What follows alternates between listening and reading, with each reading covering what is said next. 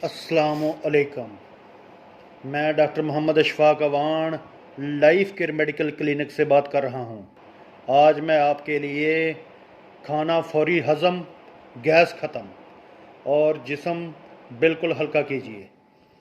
सौंफ 100 ग्राम, अनारदाना 100 ग्राम, मिश्री 100 ग्राम, सुंड 100 ग्राम।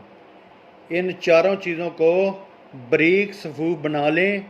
हर खाना खाने के आधा घंटा बाद एक चाय वाला चम्मच पानी के साथ लें।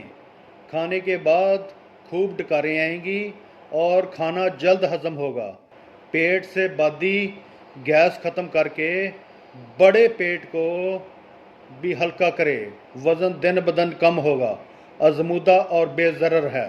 दुआओं में याद रखें। पेज को लाइक, शेयर और सब्सक्राइब करें।